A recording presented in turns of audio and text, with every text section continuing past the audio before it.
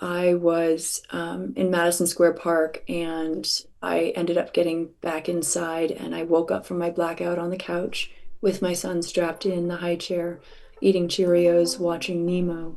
And I saw all the Diet Cokes and coffee and the jacket on the stroller. And I was like, oh shit, I have a problem. Hello and welcome to Crisis What Crisis, the podcast that explores life's toughest moments with the people who've lived them, learned from them and come back stronger. I'm Andy Coulson, and if you've been through or are facing a crisis or just want to be better prepared for life's inevitable difficulties, these conversations are all about providing those useful, practical lessons that will help you survive, rebuild and thrive again. If one is afraid of losing, let's say, a partner in a relationship and choosing between staying sober, please choose to stay sober. It will yield a healthier relationship or an opportunity for that partner to come back when you're in a better place, if it's even a question. Because in order to be your best self in a relationship and you have an issue that needs recovery, if you don't have that recovery in first place, you will lose everything else. My guest today is Natasha Silver Bell, a woman who's walked through or down the darkest corridors of addiction, trauma and family breakdown and come out the other side not just sober but stronger, wiser and radically generous. Natasha's journey began in the spotlight, first as a beauty queen, then a successful international model.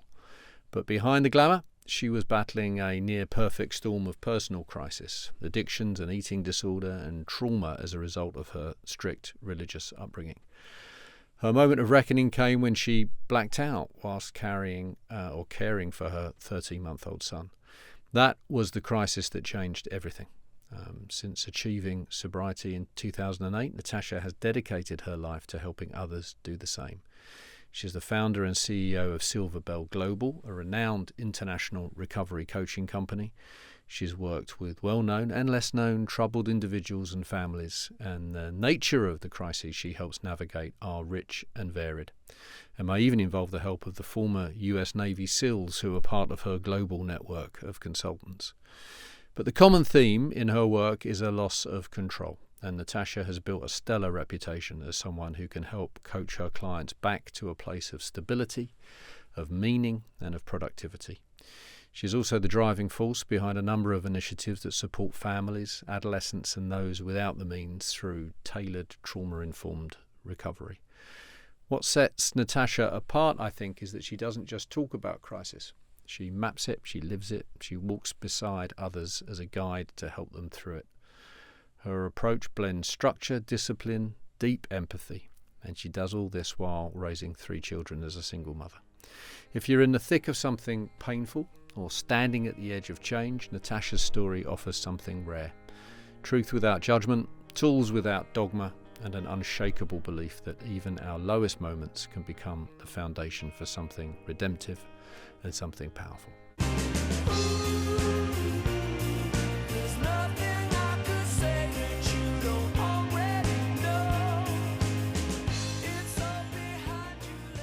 Natasha Silver Bell, welcome to Crisis What Crisis.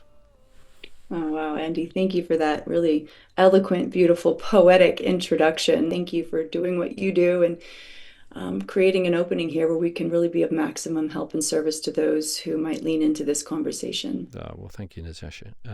Every word of truth. I'd like to begin where we often do on this podcast and ask for your definition of crisis. Sure. I think the best way for me to answer that at this stage in my life is looking back and recognizing that there was crisis bubbling up when I didn't realize I should have been paying attention to it. So what do I mean by that? Recognizing lack of clear communication with people I loved, understanding that I was operating from a fear-based response versus a genuine, what do I want? What do I need in a relationship or a conversation? And that was the creation of the crisis on my part. So I would say, to answer fully, when there is fear present in a response to a person, place, or thing in a situation, the crisis is happening. Do you think we use the word too often? Are you a fan of the word crisis? I am for this conversation, but yes, I would say just like the word trauma is overused, the word narcissist is overused, the word toxic is overused. So, yeah, being mindful about our language is actually really helpful to preventing crises. Do you often find yourself with clients where you are pointing out that actually where you are is difficult? There is definitely a problem that requires thought, help, support, Yeah. but you're not in crisis. Well, I wouldn't say it like that, but yeah, I would say over our 13, almost 14 years now, helping people, manage a crisis. Typically, people will come to us when we say when the roof is on fire, the house is on fire, and it doesn't need to be that way. It doesn't need to get there. And I would say the consumers who then retain us are very wise now versus 10 years ago when they would come with the crisis versus coming with, this doesn't feel right, this doesn't look right, there's lack of communication. I know this isn't going to end well. What can we do to get ahead of it? So I'm seeing a little bit more of that now as a shift in retaining us. You were Miss Michigan. Mm. You competed in Miss USA. You went on to become an international model, as I mentioned in the intro, and then you are now, a recovery pioneer. I want to talk about all of that, but can we start at the beginning with your upbringing? Tell us a little bit about it, because it came to inform so much of what you went through, if you like. But just give us a flavour of your childhood. Sure, thank you. I'm here at our family cattle ranch in Montana, and where my parents, they're the first college graduates from, they were ranchers in Livingston, Montana. And when they had us, I'm the youngest of three girls, they wanted to bring a moral structure into our upbringing, which I think is wise of any young parent to actually consider. How do we want to raise our children together? What environment do we want to create? Safety is important, moral structure. And so they chose an organized religion, which was really beautiful and at the same time very dogmatic and structured and shaming. And so it's called Seventh day Adventism. Not all Seventh day Adventists are shaming. So please let me put that disclaimer out there. But we all try really hard to do the right thing, and sometimes we might get lost, can't see the forest through the trees. And so, as a teenager growing up, although as a young girl, it was really helpful. I think rhythm, structure, routine, and discipline are helpful. I think as a teenager, when rebellion sets in, is where kind of the rails came off, and there was no gray arena. It was all or nothing. And I think an all or nothing mindset can be very troublesome and create more problems than it needs sometimes. So give us an idea of what that sort of meant for you as a young girl, perhaps pre your teenage years, day to day, week to week. It was especially strict, it was dogmatic. But what did that actually mean for you? What was life like as a child? As a Seventh Day Adventist, you are, we weren't allowed to drink, alcohol or caffeine for that matter. We were raised vegetarian. Friday sundown to Saturday sundown, like Judaism, was Shabbos, and so we observed Sabbath. We didn't drive our cars, and if we did, if we had to, there was always an extreme example. We would walk to church. And you would play Bible Pictionary versus Pictionary, if you get what I'm saying. And Mm. there was a comfort. It was a day of rest and reflection, and there was community. So I really appreciated. We would have potluck after church all the time and play with our parents, kids' friends, and that was comforting because you knew what was coming next, and that has a lot to do with safety for a young child because they don't know how to tell time until much later in their formative years. And so it was just like you always know what day of the week it is, you know what's coming next, and it had to do with connection to others. So there's a lot of safety in that, which I did like. But of course, as a teenager, you're telling me I can't play Bible Pictionary. I have to play Bible Pictionary on Sabbath, and so those are the little tiny micro things that you start to push against, and Mm. um, yeah. I mean, we're going to talk about your faith, which is important to you, but in relation to your early years and your family's commitment to Seventh Day Adventist Church, it became very complicated, and we'll talk about that. Are you now able to look back on that period of your life, your younger years? Are you able to sort of extract still the big positives as well as the complications and the complexity that came? Yeah, I prefer to. Mm. I like to live in what can be done, not what can't done, or what we always have a saying in recovery world, the victim never recovers. And if you have a victim mindset, and then there are times to recognize that you've been harmed or wronged, but we don't stay there. We can recognize it, see it, and then move through it. And so I love that they exposed me to that, to the scriptures, to discernment, to insight. And I think those are invaluable assets that I wouldn't have gotten maybe from a secular upbringing. Certainly, I don't know a lot of schools. They try to teach that, but there's something about reading in scripture that helps aid in that mindset. Yeah. There was a complication, I think, in your sort of younger years, undiagnosed dyslexia. Tell us, first of all, how that sort of manifested itself and the problems that created for you.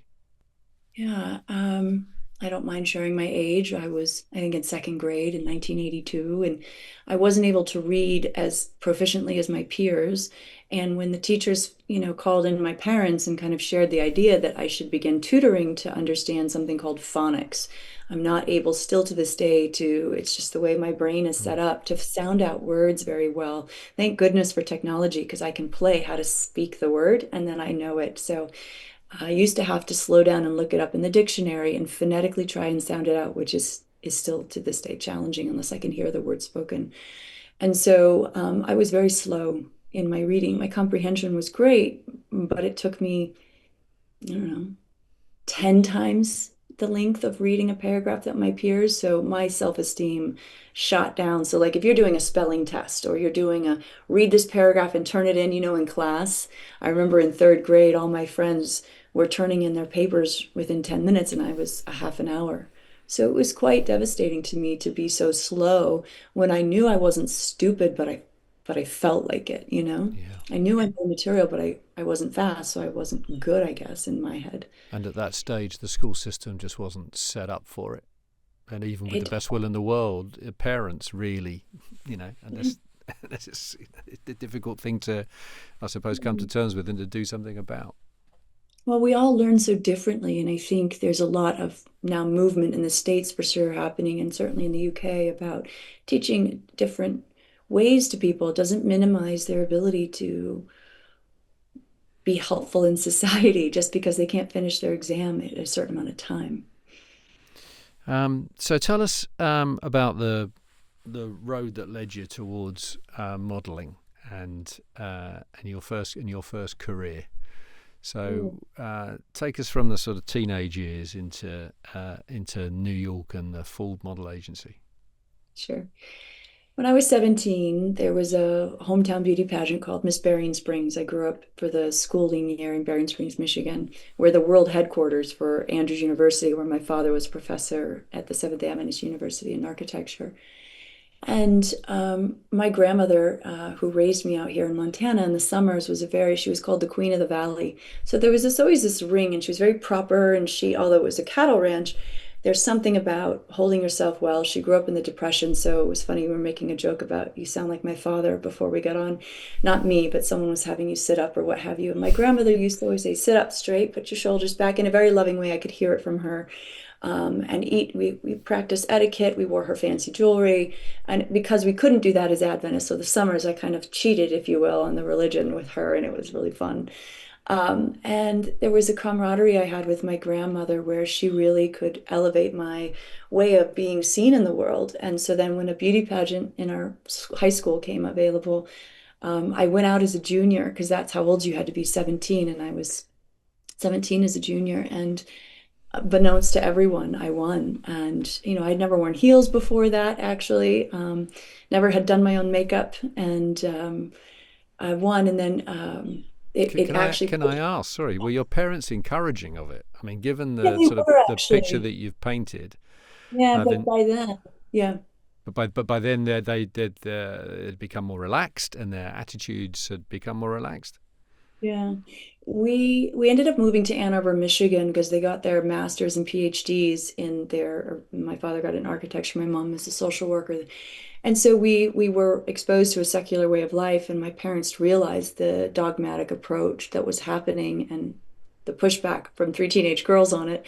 And so they, when we came back to Berrien Springs, Michigan after 3 years there, and I entered the local beauty pageant, and then they were encouraging of it. You know, they realized this is a wonderful, great, wonderful way to have gain self-confidence. And I think they knew also I was struggling in school still, so I had that less than feeling. And so they're like, yeah, let her do a beauty pageant if she wants to do it. And they all said they didn't think I would win. And I did. And then I went on and won the next one to that, and then the next one. And then it led me to Miss Michigan USA. And I did quite well at Miss USA in the top five. And, that was all by the time I was 19. So it went very fast. So at this stage in your life, you are, experiencing, that success as you've described, almost for the first time. But running alongside that is your faith, is your involvement with the Seventh-day Adventist Church, which is strict and dogmatic in the way that you've explained. And when competing in Miss USA, you're asked the question, what couldn't you live without? Your answer was Christ. An answer that in fact created another layer of complexity. So just tell us what happened. Yeah, it did. Thank you. Haven't been asked this question in a while, so thank you.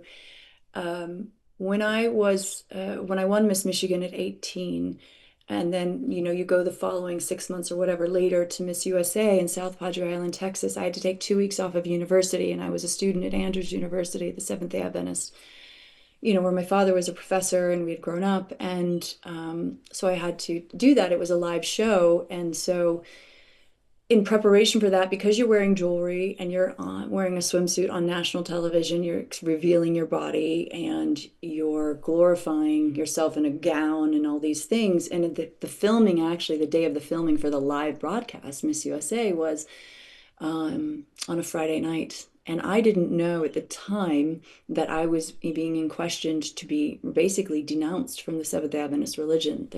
Because I was so prominent, and I was publicly out there as an Adventist.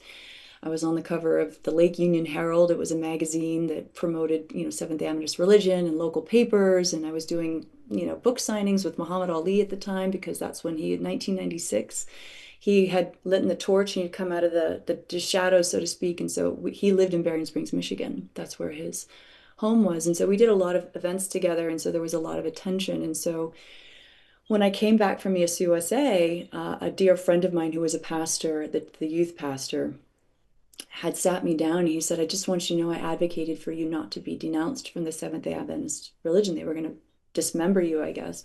And I said, why would they do that? And he said, because you were glorifying, you were glorifying your body, you were wearing, beautiful dresses, and one shouldn't, wear a swimsuit on national television. And I said, oh, and he said, but that didn't happen when I advocated for you before that, the night of the pageant. And then when you glorified Christ on stage, they obviously realized that Christ had you in a position for a reason, because it was very live, not pre-rehearsed. I had no idea what I was going to say, but that's really where my heart was. But I have to say that put a bitter taste in my mouth, and it really was disconcerting to me at 19. What does a 19-year-old know? Mm. No disrespect to the 19-year-olds listening, but what does a Mm. 19-year-old know, really? And so I that actually was a great excuse for me to fuel my addiction as I ran off to New York City to become a model. So a little complexities, but the university then wanted to use me. This is the bitter part. They wanted to use me to raise money for them and speak at fundraisers. So I never actually ended up doing that. I kind of checked out of university and went in a different prodigal son direction, if you will. How did your family react to that decision? It's interesting. At the time, I mean, my father was very busy building his practice, his personal private architecture practice outside of the university. And he actually left the university around that time because it became very challenging for him, not because of me, because of the own bureaucracies. He was building their architecture department. I think it's still There's only two 5-year accreditation programs to get a master's in architecture, and it's the University of Michigan and Andrews University that he built. And he was having such a hard time with doing that that he just said, I'm going to start my own practice. And I think he left the university too, actually, around that time. Right. So was he Yeah, having his own struggles, if you like, with the church? very much so. Yeah. Yeah. So supportive as a result. Yeah, my parents are very supportive. They're Midwest farm people. I mean, granted, they had their degrees, but the worldly things of New York City and modeling were not something they were familiar with. So they're like, great, go be a model. So how did that come about? I mean, one assumes that being a Miss USA, you kind of, the modelling agencies are obviously alive and around that event and scouting and looking for talent. That presumably is what happened. Yes, pretty much with in a director. I think elite models came in. I went to LA first and then was like, you don't belong in LA because I'm 6 foot and you need to be on the runways in New York and pivoted. Wonderful. Natasha, you touched there. You used the word addictions. When did they start to sort of take hold, if you like? When did your problems in that regard begin? Well, I think it begins so subtly when we talk about, how do these behaviors and patterns turn into a crisis? It doesn't all happen at once. It seduces you, it's fun, it's exciting. And I think there's an experimental time for all teenagers and young adults. I say the 18 to 22-year-old age is the time when, I mean, they're the first ones to go in the front line of a war, right? You send the 18-year-olds in first. There's a Hmm. reason for that because they're willing to take risks. They're willing to jeopardize the way that they experience the world. And you can hopefully learn from that. And I think with designer drugs in particular, alcohol and weed are very seductive because they're very slow. But when you put, designer drugs in place, and the faster cities typically do that, and certainly the entertainment and modeling worlds, um, it's like lighting a fuse, and it just starts to go really fast, and you don't even know what happened. So when I ended up in New York and traveling for modeling, it happened very fast. Do you remember And this? I, Do you remember the begin? Or you must remember the beginnings of it. And do you apportion sort of blame to that period? Because obviously others were involved. One assumes that culture. Do you kind of look back on it and think, well, that shouldn't have happened, or do you take a different view? I take a different view. I think that when I do have a genetic predisposition for addiction, my uncle passed away from this disease at 43, my dad's older I'm sorry. brother. And my great grandparents, Norwegian bloodline, they were drinking in the morning. I mean, that's just the way life was. And before the 12 steps of Alcoholics Anonymous was created in 1935, there was no real solution for alcoholism, or there was monasteries and insane asylums, but that's not a solution.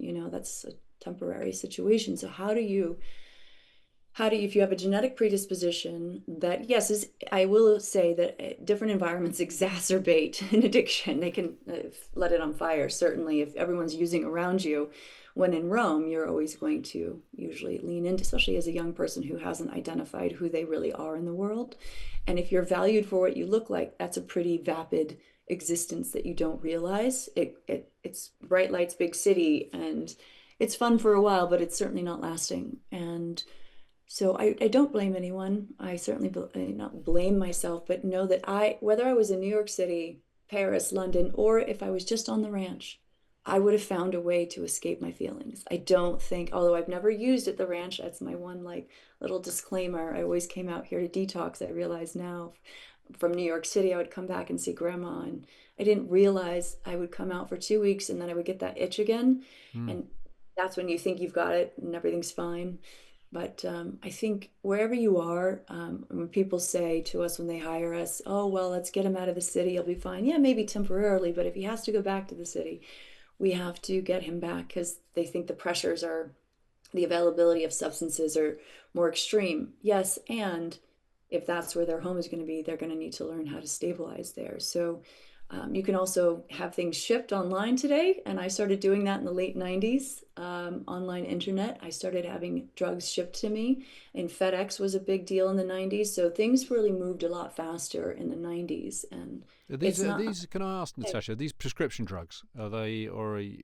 all street drugs, prescription drugs for people who have resources are a lot safer because they're quote unquote cleaner, Yeah. but you can still overdose on excessive amounts. So it's not a foolproof way to avoid a fentanyl crisis, if you will. Right. But you were also taking street drugs. Oh, yeah. Yeah. And you were having them sent to you.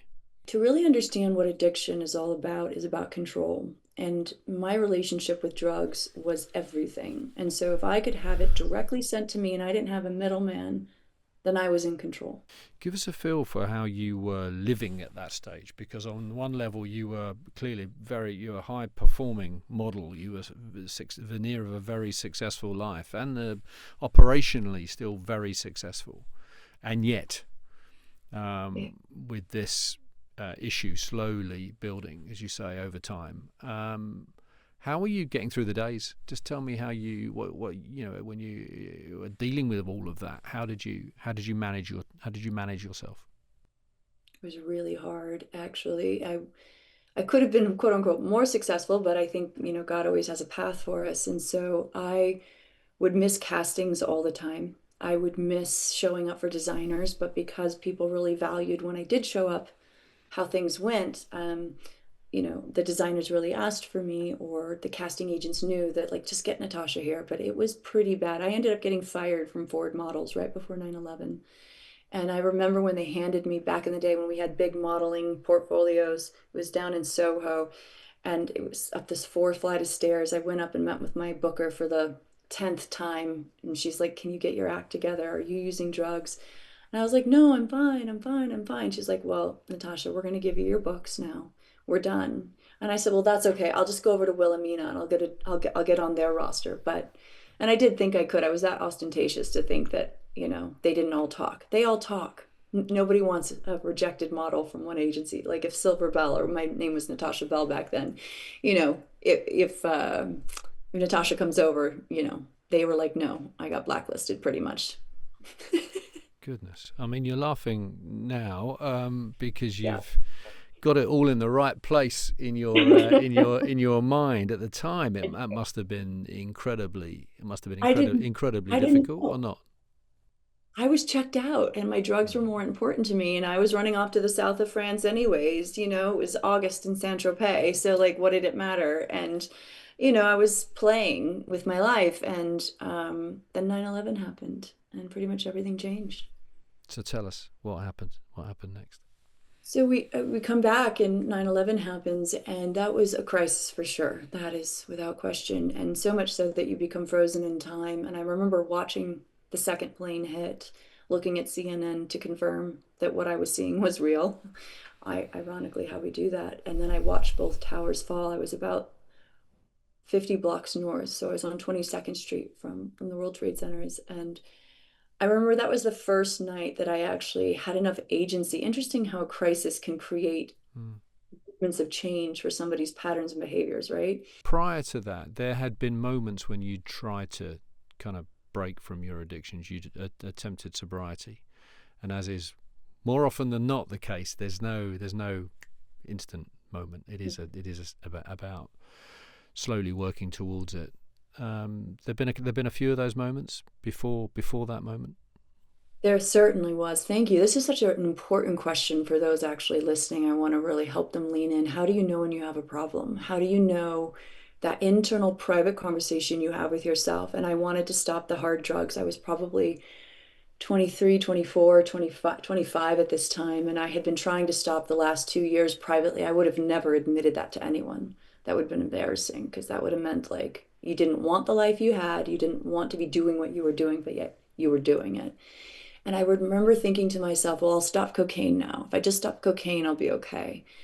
And what I noticed is that I didn't ever think I had a problem with alcohol. After I had a drink of alcohol, I would want another drink. And after I had 2 drinks of alcohol, I would always call my dealer.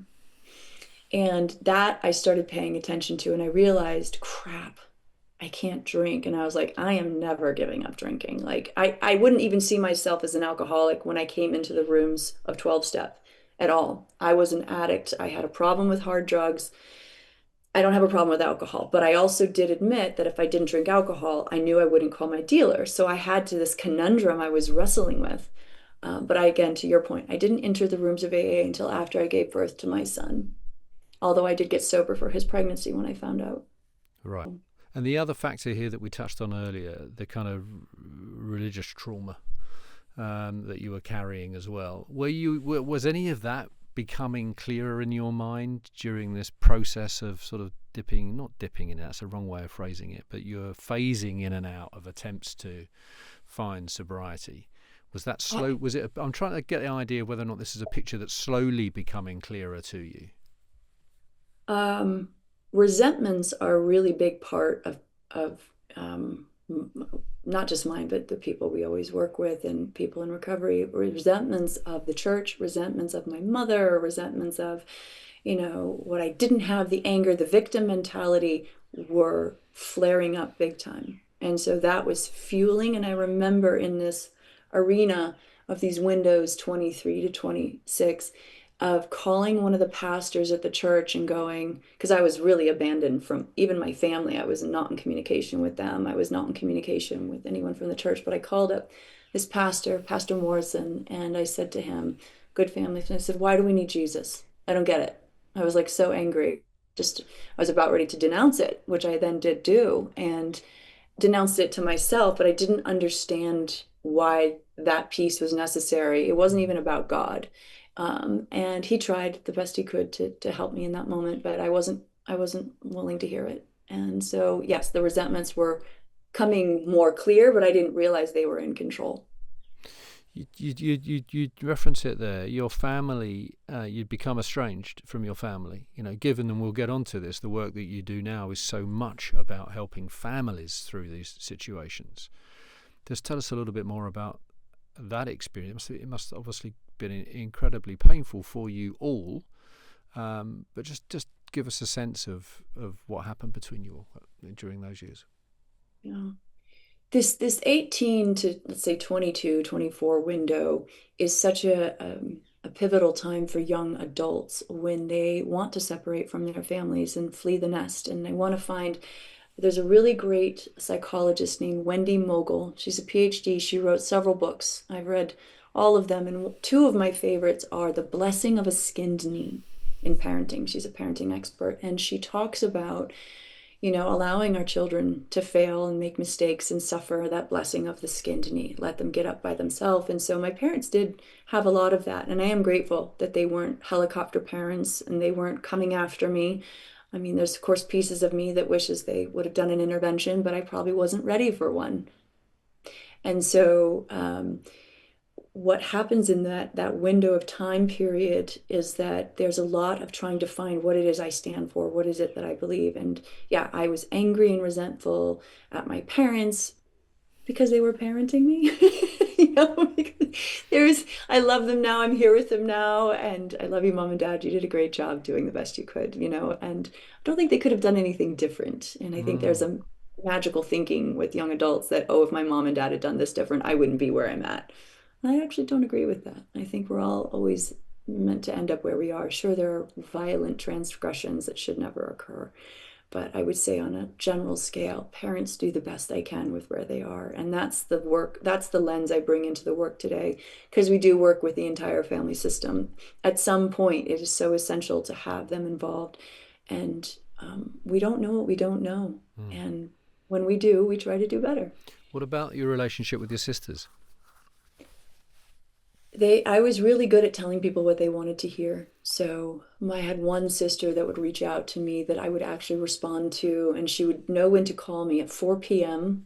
in the afternoon, because that's when I would have been waking up, having some food in me before I would start partying again. I literally partied every day of the week for years. It was pathetic. It was awful. It's so painful to think about. I did that to myself and ostracized my family, but I don't think she knew the extent, but she knew something was wrong.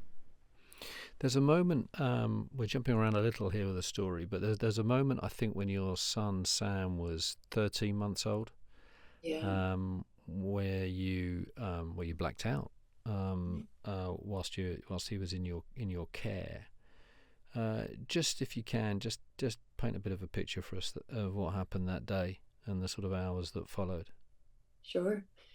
I was able to sober up when I found out I was pregnant with Sam at 26. And then I remained sober for a few months after I gave birth to him. But my desire to be thin, I had gained a lot of weight, was increasing significantly. And I started using amphetamines and alcohol again. And he was 2.5 months old until he was 13 months old. I took him to the park. We lived in 22nd Street, Madison Square Park. And I took him out in the stroller. I had been up all night and I was in Madison Square Park and I ended up getting back inside and I woke up from my blackout on the couch with my son strapped in the high chair, eating Cheerios, watching Nemo. And I saw all the Diet Cokes and coffee in the jacket on the stroller and I was like, oh shit, I have a problem. And so I went into I was still seeing a therapist like once a week. And I marched the father of my child in and said, if you would treat me better, I wouldn't have to drink or use. And that was what I really believed, that if my external circumstances were different, I would be different. But that's actually a big blind spot that a lot of people have when they try to overcome their struggle, whatever it might be, self-harm, eating disorders, a mindset of patterns that keep yielding the result they don't want, Mm. is that it doesn't have to do with anything of your external circumstances. And it's a pretty profound statement to say that. But there are a lot of people who come to that reality while they're in jail, or they come to that reality while they're still married to the person that they don't want to be married to, that they have the ability to change the way they see things and to change the way they experience the world, no matter who's around them. Now, if there's abuse and there's safety at risk, then yeah, we need to start making those changes, and we do. And that was something that I had to do as well. So the period thereafter is that phasing in and out that we've already discussed follows, and but then in 2008, your recovery sticks, if I can Yeah. put it that unsubtly. Just Yes. just tell us then how that came about and what you think, as you look back on it now, caused you to get to the point where you were really ready to recover. Bless you for asking.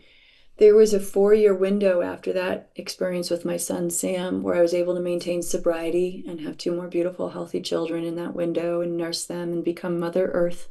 To beat one addiction, you have to usually replace it with something else. It leaves a big hole, and you need to fill it with healthy behaviors, working out, Mother Earth. And so and that's where I read a lot and about parenting. And then I thought I had it all figured out. I thought I didn't have a problem anymore. And this is a common theme in a lot of people in recovery, and a lot of grace should be given to them, as long as they're not putting, the children in harm's way, which of course I would have never done that. I would never put my children in harm's way again. I don't have a problem. I thought I was just a party girl. I'm a mom now. I've got it sorted. And on August 4th of 2008, it became so toxic and scary in the home. From my using, I used for about 6 months. I had been in a 12-step program and I checked myself out of that, so to speak. And I started using for 6 months and it snowballed quite fast. And so on August 4th of 2008, it was so toxic that I had to call the police. And they came and shined a flashlight in my eyes at the house in the Hamptons and said, do you have a problem with alcohol, ma'am? And I said, yes, I do. I'm going to go back to 12-step program. And that was the next day. And for me, what we say in recovery is that I had done more research. I had to really uncover each stone to make sure I had a problem. And Yeah, sometimes it goodness. takes that, unfortunately. Natasha, let me just understand. I don't want to pry, but just so we understand, for the listener and the viewer, when you say things have become so toxic, you mean the life at home had become so toxic, and the arguments to the point where you felt you needed to call the police.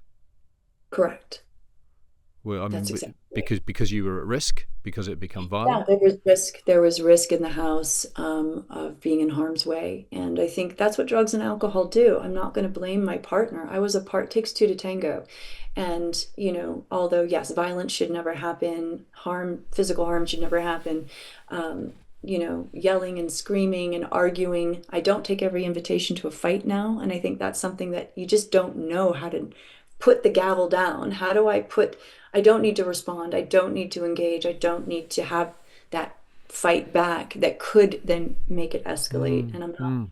saying I'm responsible for people harming me, but I do know that there's a way to diffuse things and navigate now, obviously, so that we don't get into physical harm. Your partner at the time, I think, accused you in front of your own children of loving sort of recovery, of loving AA meetings more than your family. I mean, it's incredibly cruel, frankly, thing to say. Um, What what I will say about that that I think would be helpful to the listeners if you're identifying with any piece of this mm, conversation.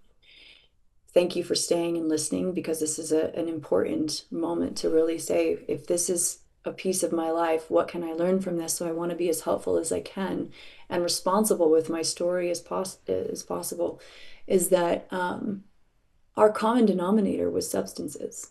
That's what attracted us. We used together, we met together. And so, therefore, when I got sober, the partner he knew was ceasing to exist. And so I don't blame him for being angry. I wasn't the person that he fell in love with. I was becoming a sober person who was putting her recovery first. And yes, there was some pretty harmful words that were shared in order to scare me from staying sober.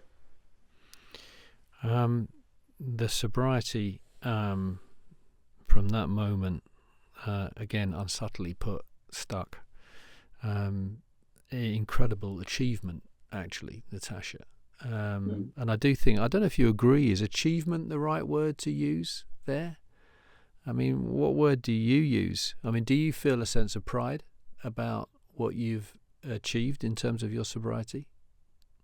I think it's a very tricky word to use, pride, because what we'll say in the rooms is the longest record is the person who woke up the first in the morning. And so I'm sober today. It's 10 a.m. here in Montana.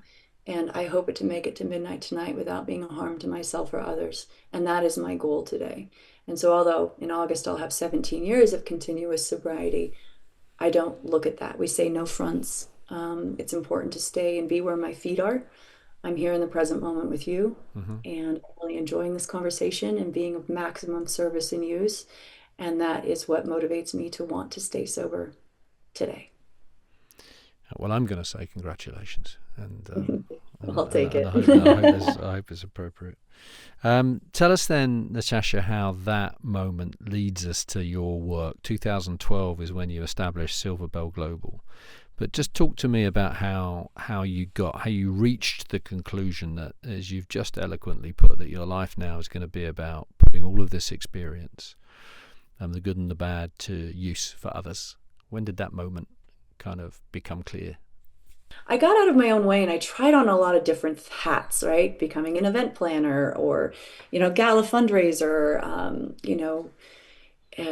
soul cycle instructor, and nothing was really lighting me up. And I had a clear mind so I could really be honest with myself, what felt good to me, what was integral to me and where I was. And then a lot of professionals are in the rooms of AA in New York City, and judges, lawyers, clinicians, quite esteemed clinicians. And I was sponsoring a lot of women, and some of these clinicians would watch me with these women, and they pulled me individually. They would pull me over about a year's time and say, "You need to do this professionally." I was like, "What do you mean? This is AA. We don't charge for our services." They're like, "No, we know. There's a whole arena of recovery coaching and professional support systems for people who have the lived experience of overcoming their adversity like you, and you can go get certified." And they gave me the programs to go and get certified in. And then initially I thought it was like kind of lame, like this is what losers do when they haven't amounted to much. They become a coach. And I had to really get out of my own. They said, "Get out of your own way. Just stop judging yourself. There's a whole arena where this is a really effective tool. It's the bridge, really, from treatment and out of treatment to help people stabilize in life and live life on life's terms." So I went through those programs and got my first gig and began. So, Tell me about the first gig and how did that feel? oh, thank you. It was through a lawyer friend of mine, Arthur Ettinger. I was successfully divorced by then, and with majority custody of my three small children, 8, 6, and 3. Thank you, Sam, Ben, and Sarah, for helping me build a career. As a working mom, there's always a sacrifice there.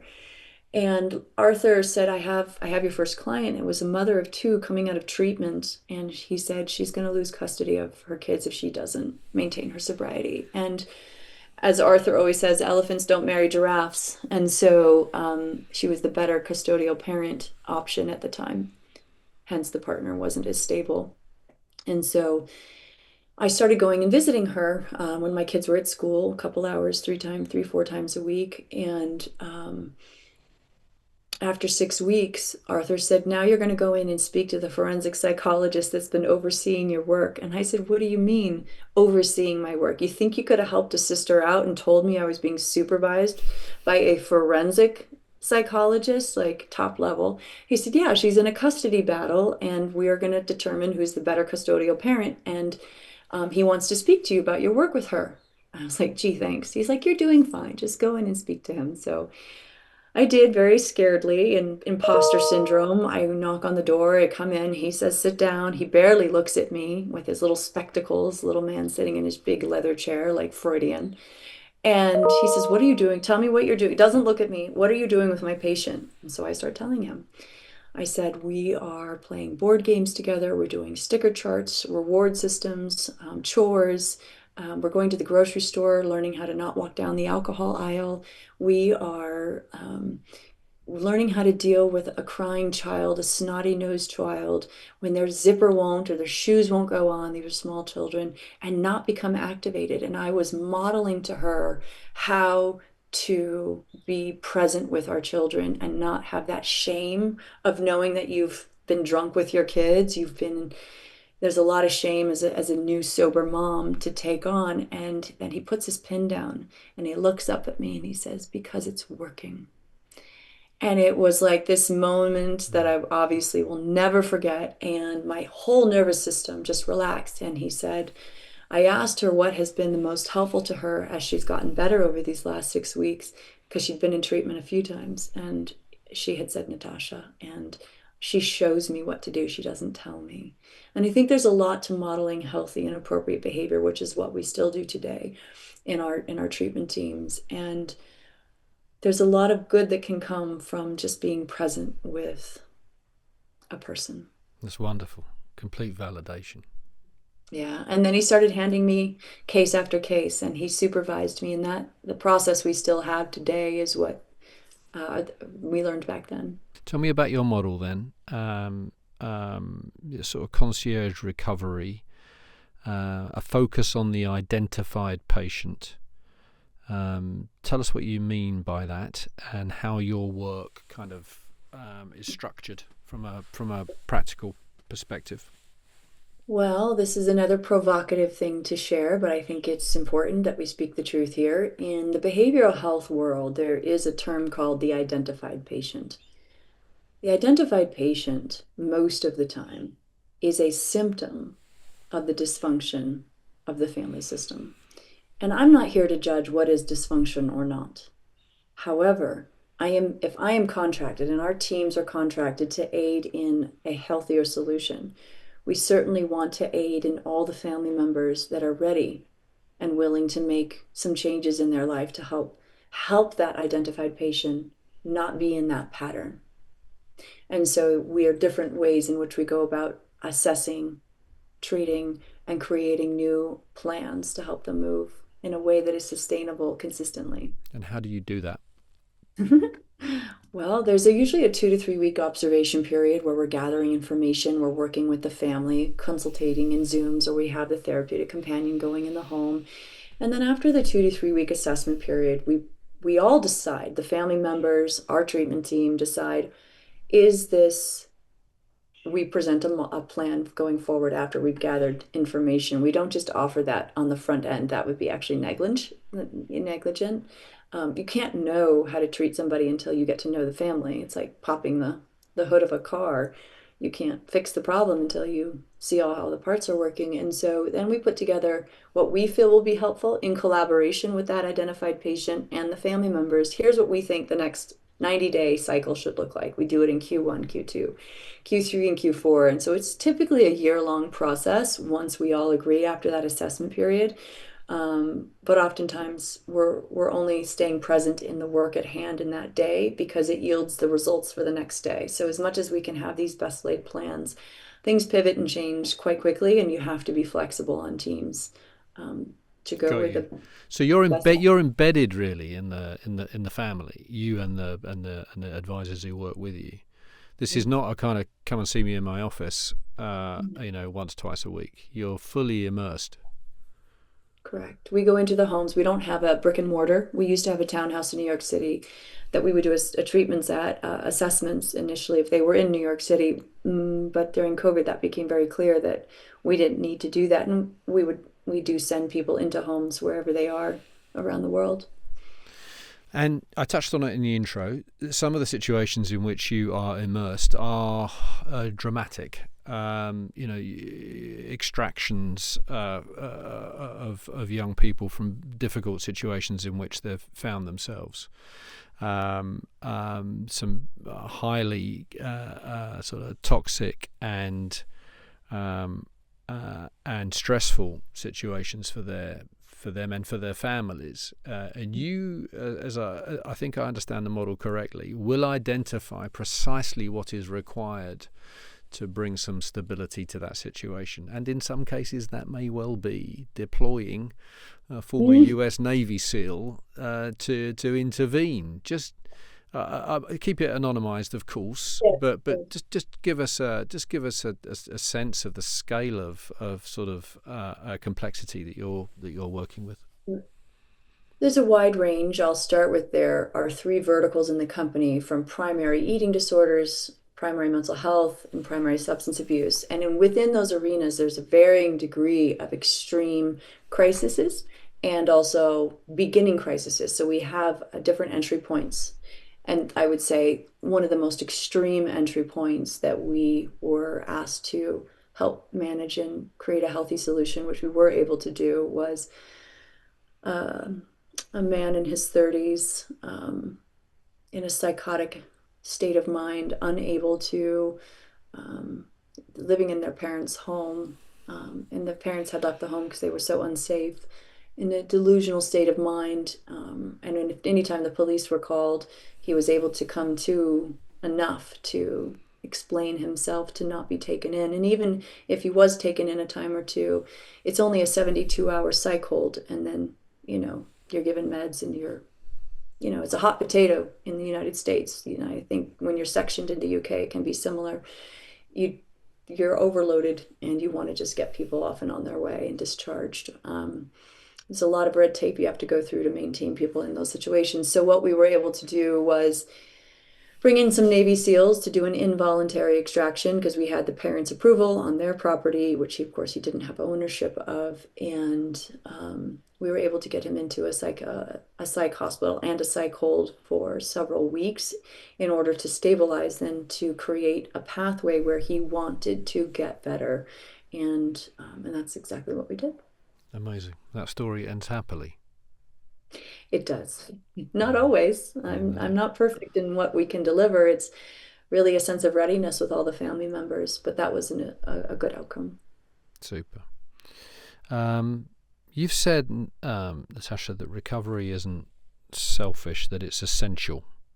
So for someone listening who might be in that place of, I don't know, choosing between their recovery maybe and their relationships in the way that you've described, what would be your message to them? Mm. Well, I'll try to narrow that down to be more specific. If one is afraid of losing, let's say, a partner in a relationship and choosing between staying sober, please choose to stay sober. It will yield a healthier relationship or an opportunity for that partner to come back when you're in a better place, if it's even a question. Because in order to be your best self in a relationship and you have an issue that needs recovery, if you don't have that recovery in first place, you will lose everything else. I feel we should finish the sort of faith story for the listener and viewer because you did sort of rediscover your faith, but very much on your own terms. Am I right? Very much so. Yeah. When I got sober for real this time, I was exposed to a relationship with a higher power through 12 steps, which I give my full support of. And I think that the way that that 12-step program is organized is so non-threatening for people with religious trauma because you get to choose a higher power. It doesn't have to be Jesus, it doesn't have to be Buddha, it doesn't have to be anything. It could be, they say, could be a good orderly direction, which is an acronym for God, right? And so if I have the free agency to choose how I believe, that to me is what a relationship with a higher power is all about, the ability to willingly come at your own pace. And so, with that safety net of cast wide enough without telling me what to believe, um, it was as if, the dark forces of the universe couldn't get to me because nobody was commanding that I believe a certain way. And I think that's essential for people with religious trauma and being so dogmatic in any religion, um, to come freely to a belief system that feels safe and healthy to them. And it did. I started reading C.S. Lewis, Mere Christianity, and Case for Christ. And I was really curious. And I studied a lot with Judaism. I studied a lot with rabbis. And um, I really wanted to explore, I did a lot of yoga and I wanted to understand, Hinduism and freely experiment and understand what is calling on my heart. And I kept coming back to books about Christ. And as I started this conversation, it's something that I never want anyone to feel pushed on, judged in any way. But if they are curious about my journey, I am more than happy to share. Oh, wonderful. Well, I'm so glad that you chose us to do that today. Mm-hmm. Thank you for joining us. Find your higher power, whoever it is, whatever it is. I love that. Natasha Silver Bell, thank you so much for joining us. Thanks for your eloquence and your honesty and your insight. It's really appreciated. Well, I appreciate that you have a space where this can be freely spoken about with integrity and dignity. Crisis What Crisis is a podcast really that's all about coming back from the brink to a place of strength. So if you know someone who needs that, please do share it. As always, full transcripts along with helpful links are available on our website. Just head to crisiswhatcrisis.com. Thanks as ever to the Crisis What Crisis team, Jane Sankey, Hannah Walker-Brown, Rex Fisher, Mabel Pickering and the brilliant people at Global. And thank you so much for listening.